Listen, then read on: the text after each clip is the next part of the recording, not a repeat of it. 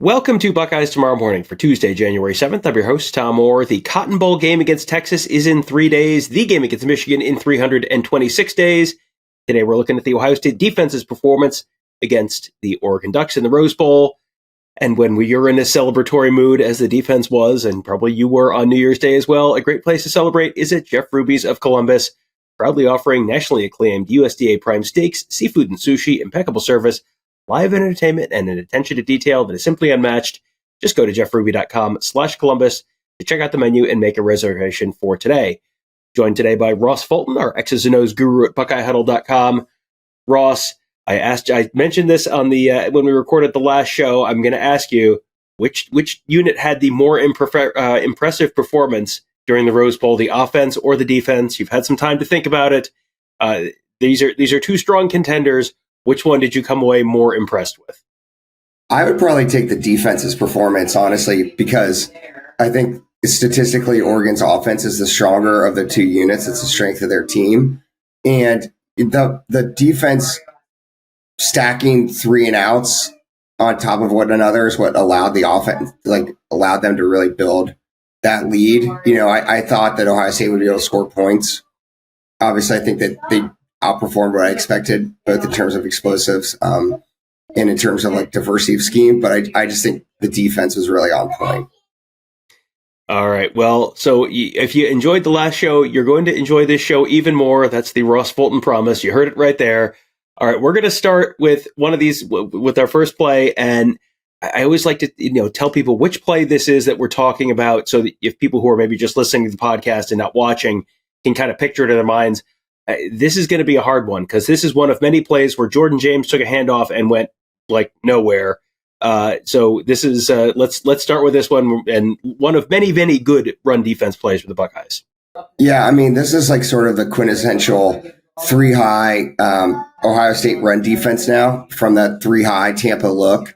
JP Acosta, Max Texana, others on social media have sort of detailed this as well. But, Oregon's running their base wide zone play here. And, you're getting this 3-high, right, where Caleb Downs is 10 yards off the ball in that pull runner position. The linebackers are both hipped up outside the defensive ends. And so, obviously, numbers-wise, it looks inviting to run. But they're just doing such a great job playing defense from this. You can see from the tight angle in particular, as we talked about, again, the defensive end here, Mitchell Melton to that side. He stunts inside into the B gap immediately. Again, that forces the ball to spill. And you've got Cody Simon keeping outside leverage. And so he's the force player, forcing the football inside. And then you have Caleb Downs come and clean it up. One of the benefits of the 3-high is just that offenses don't really account for that middle safety. And Downs is part of the blocking scheme. And so a lot of times he's just not blocked. I keep waiting to see teams try to account for it. I think that I heard PFF say that Ohio State has run cover 2, or at least variations of cover 2, according to them, 25% of the time the last two games in the playoffs. So definitely increase, particularly in these 3-high safety schemes. But in some ways, it's to your earlier question, it's a mirror as well of the offense, in the sense that just like the offense is now featuring Jeremiah Smith, moving him around, taking advantage of defense's attention on him to open up other things, turning to him in high leverage situations. As much focus as there is on the 3-high schemes and Jim Knowles getting back to what he's doing, there's also the simple fact of, we're going to put our best player in the middle of the field at the second level and let him make a bunch of plays in the run and the pass game. And I'm going to show you a bunch of examples of that today, but it's just letting him play football. And particularly against Oregon, as we'll see, between the wide zone game and all the shallow crossers they like to run, they put a lot of emphasis on Caleb Downs right there in the middle. But again, none of this would be possible without the changes we talked about up front of stunting or using heavy techniques to close off the interior gaps. And so the ball has to spill. And so when your linebackers are out like this, it takes away a lot of those reliefs and RPO glance routes, because they're just sitting already in that overhang position. So you're kind of sitting on the RPOs and you're giving an inviting box to run, but then you're able to force the football outside and give those guys time to rally, because the defensive line is plugging the interior gaps. And sorry for my voice in advance. We're all, we're playing through the injuries here. All right. So now continuing the theme of great run defense, this next one is, you probably will remember this one. This was a little distinctive. This is the one where Lathan Ransom crashes down and absolutely meets the back and just stops him absolutely dead in the hole. Yeah, exactly. So another example of playing with a light box here, right? So here, Oregon's in 12 personnel. I think it's notable that Ohio State, at least the last two playoff games, unlike most of the regular season, has not automatically matched two tight ends by bringing in a third linebacker. Instead, they stuck with their base nickel personnel. I think Jordan Hancock played like 69 snaps. So not automatically responding, because if they did, they couldn't do a lot of this three high stuff, right? And so in some ways, but this is like really not a three high. I mean, it's a variation on it, but instead but you still get the linebackers hipped up, right? And this is actually, they're playing three buzz here. So we saw more cover three from Ohio State, interestingly enough, against Oregon than I've probably seen them play all year. Was not expecting that going into the game, but it allowed them to get one safety down at all times, as we'll see here, and while simultaneously taking away some of those deep throws that hurt him in the first game. And so here, again, so like you're giving the invitation to run, right? With like both linebackers outside the box, Hancock's even outside the linebackers. But again, like as you can see from the tight angle, like to that left side on this inside zone, right? The defensive end, again, like spikes inside the tackle, right? So now you're spiking inside the tackle. Same thing again. Cody Simon's taking on the tight end with his inside shoulder to force the ball. And then Lathan Ransom obviously comes and fills the C gap and does it with authority. And so, yes, a very memorable play. But again, it's just like a very different way to defend the run than what they were doing in the first game, where they would have guys in conflict because they had to be responsible both for like a B gap and an RPO. And so now you're forcing the football out wider. So it's really just another variation of what we saw the first play. But they're able to do it now from different looks. It's not just that three high Tampa. It's also from cover three. They're doing it as well. Well, earlier you mentioned the benefit that the twists and the different stuff they're doing on the defensive line is having in terms of spilling stuff out. And this is one where it had an even more direct result. And this was one of the plays where Tyleik Williams ran a little stunt up front, and Tyleik Williams gets into the backfield and just completely blows this running play up. Yeah, Cody Alexander on Blue Sky pointed out that Ohio State was running quite a few of what he calls these TAM stunts, which is just his term for you're taking the three technique tackle who's, I circle here, Tyleik Williams, who's lined up between the guard and the tackle, and you're stunning him inside towards between the guard and the center, right? And so again, and then you see here too that JT Tuimoloau also spikes inside. So again, we're just doing variations of this, like pinching the defensive line inside to force the football out. But Tyleik Williams made a ton of plays with this technique. He was basically unblockable when they sort of freed him to attack this gap. The irony being, when we talked about this back before the first Oregon game, and where people were talking about, well, like taking away, what the defensive line can do, I was like, moving them around gives them more opportunities to make plays individually, because when the offensive line and the opposing coordinator doesn't know exactly where they're going to be, that creates opportunities for negative plays. And so this is, again, like this is also, I know it's the tight angle, but another three high Tampa look. But this is just another way that they played with that depth and sort of the width to take away the RPOs, but still stop the running game inside, using a lot of these like three technique stunts inside, which both, as I said, spilled the football, but also just allowed their defensive line to make plays against the run as well. All right. And on the offensive shows over the years, we've talked a bunch about mesh. That's a concept we've seen in the Ohio State offense for years. Now we're going to be talking about how the Buckeyes defended against mesh. And this is one of the plays where Cody Simon made a real impact play. You saw him make a bunch of plays in the run game and having a couple sacks and tackles for loss.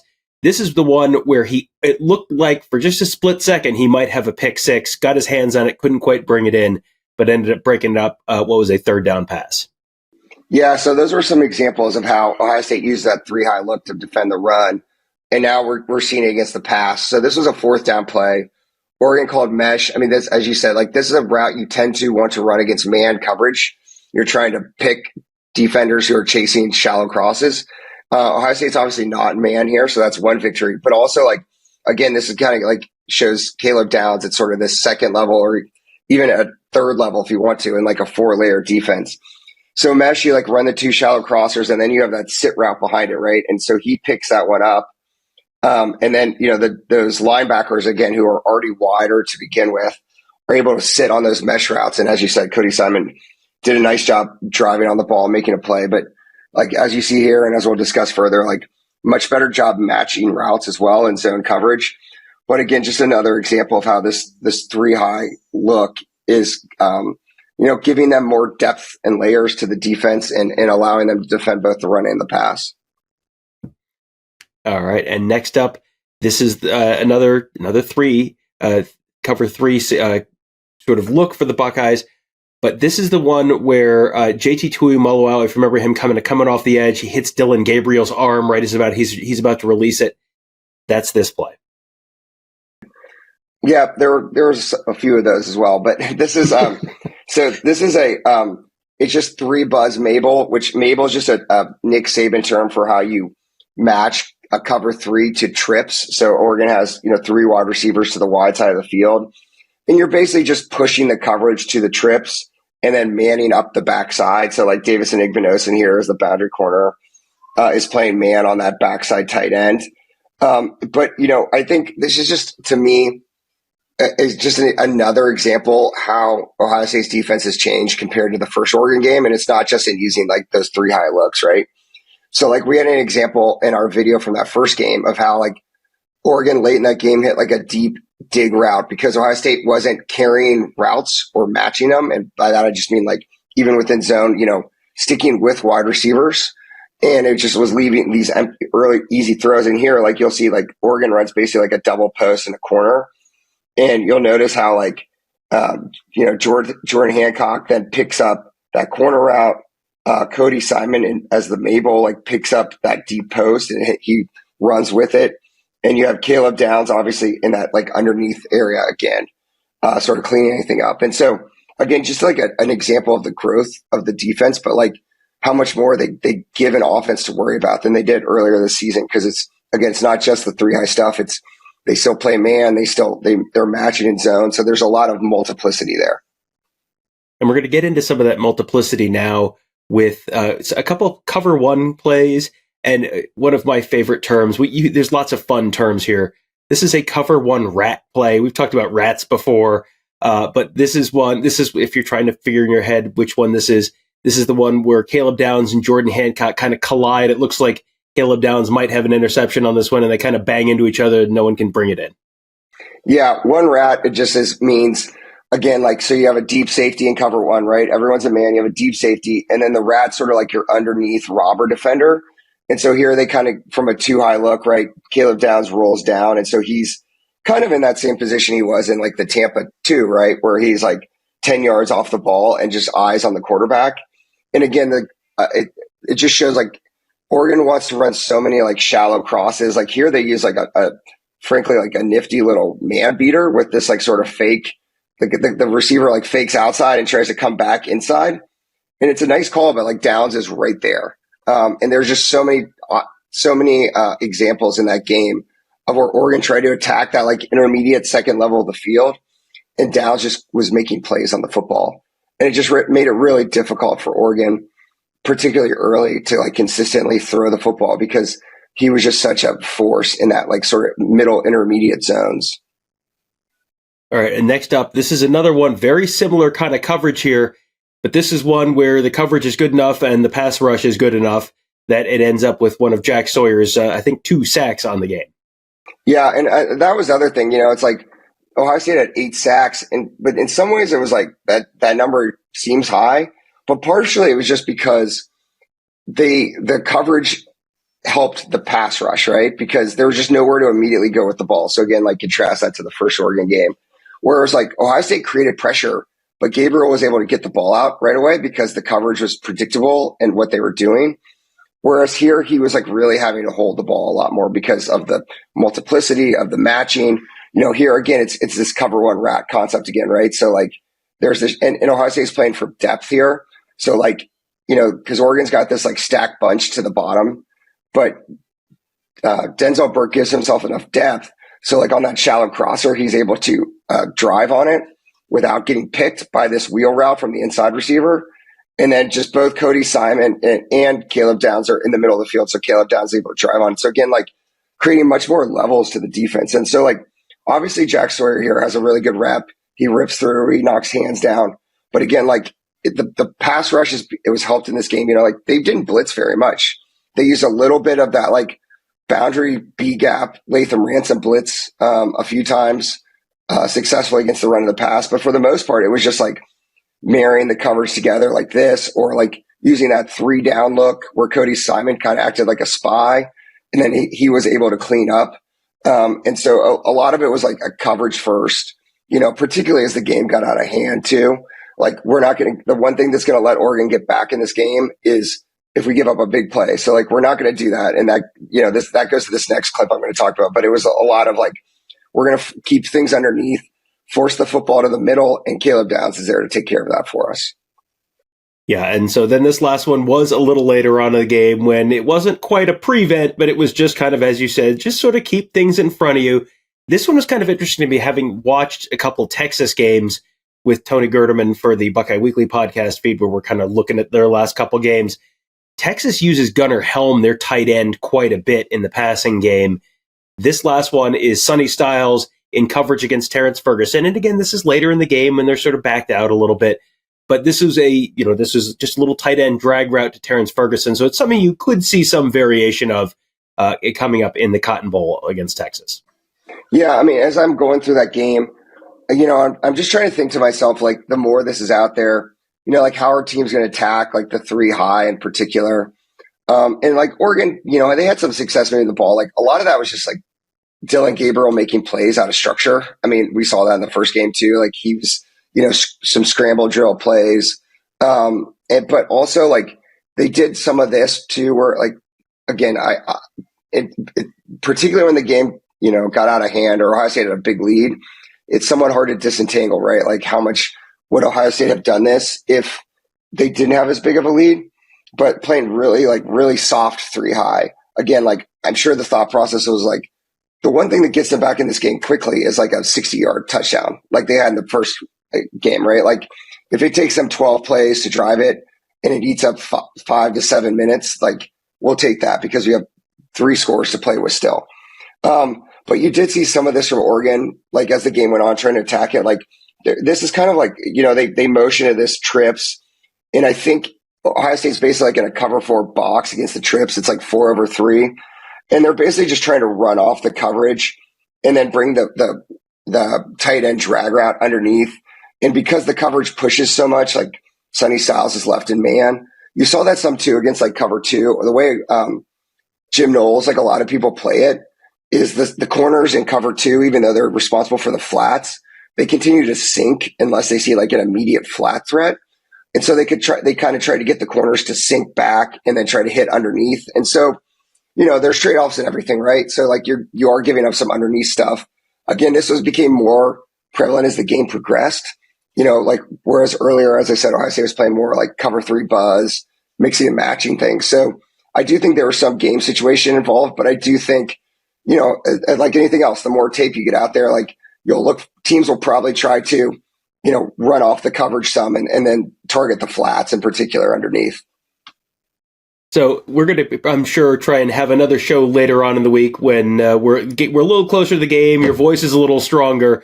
But I do want to kind of just put a little bow on this show with just some broad strokes on the Texas offense and how similar Steve Sarkisian's offense is to what Will Stein was running for Oregon. Is it a very similar offense? Is it something where you kind of start your game plan for Texas by kind of copy pasting what you did for Oregon and then you're sort of tweaking from there? Or is this one where Jim Knowles is probably going to kind of go back to the drawing board and start from scratch? I think there's a lot of similarities in the sense that Texas is a wide zone heavy run team, just like Oregon, and they obviously a relief and screen heavy team. One difference is you don't have to worry about Quinn Ewers as a runner, like in the zone read game. Like a lot of the run games from Pistol, you'll get a lot of variety of screens, but I think it's really like, Ohio State's having the fortunate, like all three teams are playing here, really like to attack with RPOs, particularly in those sort of those glance routes, in particular, like the skinny slants or skinny posts we talked about before. And so like, again, this like 3 high is very good for that because those linebackers are basically already just sitting in those throwing lanes. So I think it's going to be a continuation, I would think, game plan wise of what we've seen here. But, I think it's really like, again, Max Tassano, I highly recommend, has a long thread on X, breaking down Quinn Ewers and Texas and talking about in the context of Ohio State's defense, like giving Quinn Ewers like a multiplicity of looks in the back end as well. Like I think they'll continue to mix in, coverages here as well. But definitely not back to the drawing board. I think you're going to see a lot of the same. Force the football to spill, sit on the RPOs, and then have Caleb Downs clean up. Well, if you want to see that thread, we have a whole post about it on our board, the Huddle board, presented by Jeff Ruby's Columbus at BuckeyeHuddle.com. That's where our members get a chance to ask our X's and O's gurus all sorts of questions. We have a thread for each of these shows, and people have follow-up questions for Ross and our other X's and O's guys. You can ask them there, get some great insight, great analysis.